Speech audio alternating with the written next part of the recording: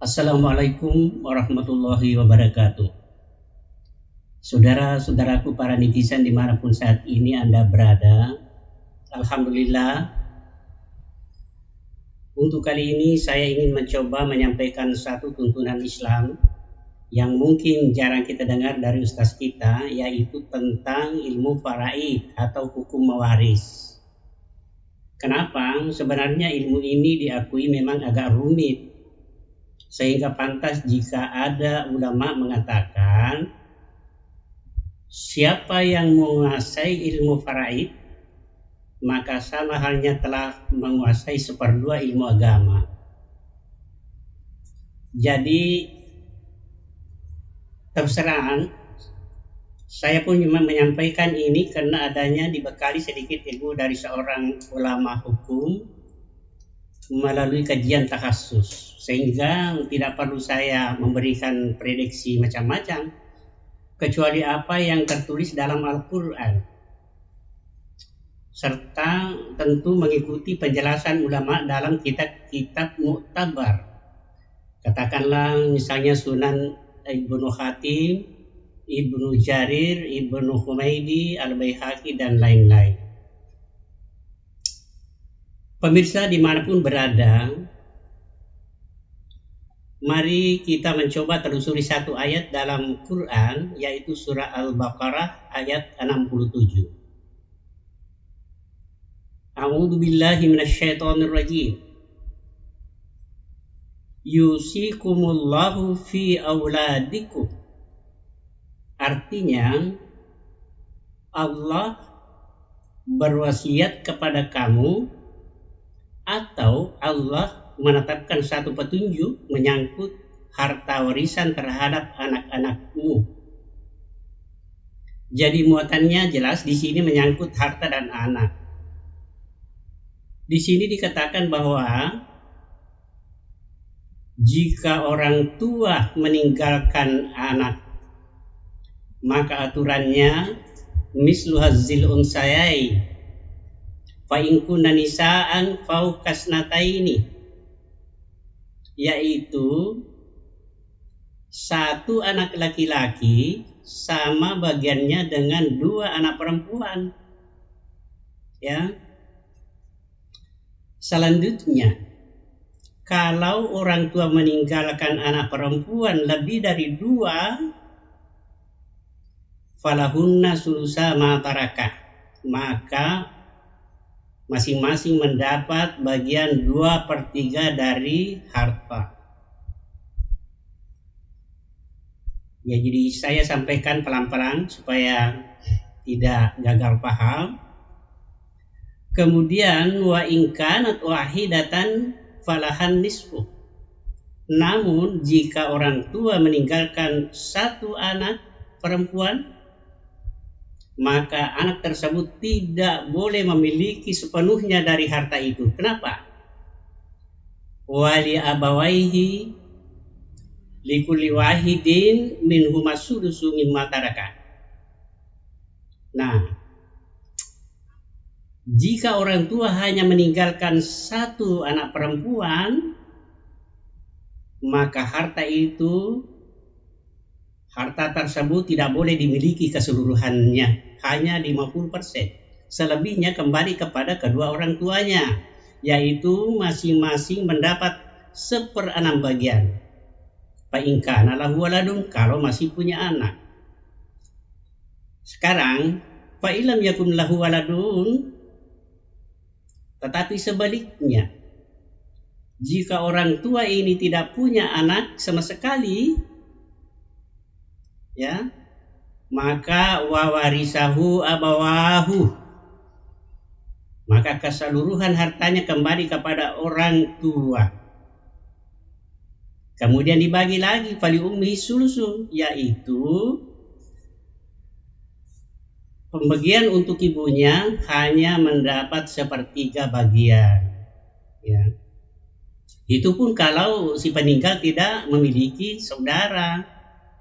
Kalau memiliki saudara, fa in kana lahu ikhwatun fali ummihi sudusu, Kalau orang yang meninggal tadi masih punya saudara, maka ibunya hanya mendapat 1/6 bagian. Ya, dengan tetap mendahulukan mimba diwasiatin yusi biha audaini, yaitu ditunaikan dulu wasiatnya kalau ada, atau diselesaikan semua utangnya. Nah, di sini satu hal yang perlu menjadi catatan penting dalam masalah ini, yaitu abaukum wa abanaukum la tadruna ayyuhumul aqrabu lakum naf'a. Ketika terjadi pembagian, misalnya di situ yang hadir ada bapak, ada anak, ada paman, kemanakan dan lain-lain, itu tidak boleh diusik. Inilah disebut aqrabu lakum naf'a. Anggap mereka ada, misalnya begini ya, dianggap mereka tentu ada rasa keinginan ingin memiliki, tetapi dia sadar bahwa dia tidak punya hak. Nah, sesungguhnya dia harus mendapat juga pemberian meskipun apa adanya. Kenapa? Ini bukan persoalan balas kasih, tetapi faridatan minallahi. Ini menjadi ketentuan Allah yang harus diikuti. Ya. Kemudian ayat ini ditutup innallaha kana aliman hakima. Di sini satu lagi kalimat taukid, dalam bahasa Arab disebut sigat musyabbahah. Aliman hakima itu menunjukkan bahwa hukum Allah ini berlaku terus-menerus. Artinya walaupun ilmu pengetahuan dan teknologi telah maju, hukum Allah tidak boleh ditinggalkan. Ingat itu. Pemirsa dan netizen dimanapun Anda berada, sehubungan dengan hukum warisan perlu diketahui bahwa permulaan lahirnya ilmu faraid semua berangkat dari ayat ini. Ya. Nah, sekarang jika kita ingin beristimba tentang hukum waris, maka ada beberapa hal yang perlu diperhatikan. Pertama, ayat-ayat ini ditafsir oleh hadis sahih yang menjelaskan bahwa jika ada orang meninggalkan 1 orang anak perempuan dan 1 orang anak laki-laki, maka harta itu hanya dibagi 3, yaitu 1 bagian untuk anak perempuan dan 2 bagian untuk laki-laki. Nah, setelah diselesaikan dahulu wasiatnya atau utangnya kalau ada. Kedua, andai kata si peninggal telah meninggalkan anak, misalnya semuanya perempuan, biar sampai 10, tapi perempuan semua, maka neneknya juga punya hak memperoleh bagian dari harta itu. Ingat itu ya. Tetapi jika anaknya itu perempuan semua, lalu diantaranya ada 1 anak laki-laki, maka neneknya terlindung, dalam pengertian bahwa neneknya tidak dapat bagian. Kenapa bisa begitu ya? Itulah keindahan Islam yang tidak dimiliki oleh semua agama di muka bumi ini. Ya, yang ketiga, bahwa kezaliman yang banyak terjadi lantaran adanya orang yang rakus terhadap warisan, sebagaimana yang terjadi dalam sebuah kisah Asbabun Nuzul Al-Quran Al-Baqarah 67. Kisahnya begini ya. Jadi ada orang yang kaya raya memiliki banyak harta tetapi tidak punya anak, sehingga ahli waris nanti ini akhirnya jatuh pada kemanakan. Tetapi karena kemanakannya ini rakus, ingin segera memiliki harta banyak, akhirnya nekat membunuh pamannya. Ya. Nah, setelah dia bunuh, lalu mayat itu digendong keliling kampung tengah malam ini. Walhasil tibalah mereka di rumah salah satu temannya untuk mencoba numpang nginap. Ya, lalu mayat itu diletakkan di luar rumah. Nah, Ketika bangun pagi-pagi, sengaja lebih duluan bangun, lalu pura-pura kaget dan marah, siapa yang membunuh pamanku? Siapa yang membunuh pamanku? Tentu tidak ada seorang pun yang mengaku. Kenapa? Karena dia sendiri yang membunuh. Nah, kebetulan ada seorang tokoh masyarakat yang disebut Zurra'yuh. Jadi ada orang yang didengar omongannya tokoh masyarakat. Nah, inilah orang berkata, hai saudaraku, kenapa Anda mau susah? Kenapa mau pusing? Antarkan mayat itu kepada Musa. Dia kan seorang rasul yang masih hidup di tengah-tengah kita. Apa sih susahnya? Ya, lalu dibawalah mayat itu kepada Musa. Lalu apa yang terjadi setelah sampai? Nabi Musa menyuruh menyembelih sapi betina yang masih remaja, artinya belum pernah dipekerjakan itu. Ya. Nah, setelah disembelih, lalu dikumpulkan sebagian tulang-tulangnya, kemudian dipukulkan kepada orang yang meninggal tadi, maka terjadilah keajaiban atau mukjizat di sini.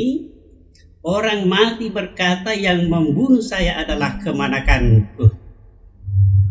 Wah, ini sudah terbongkar ini. Setelah itu mati kembali. Kenapa? Karena peristiwa semacam ini terjadi hanya untuk mengungkap kebenaran.